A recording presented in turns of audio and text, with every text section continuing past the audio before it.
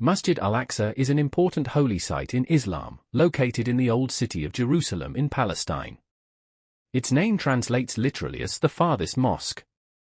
The wider compound includes the Dome of the Rock, 17 gates and 4 minarets, and is usually referred to as Al-Haram Ash-Sharif, which means the noble sanctuary. A brief history of Masjid al-Aqsa.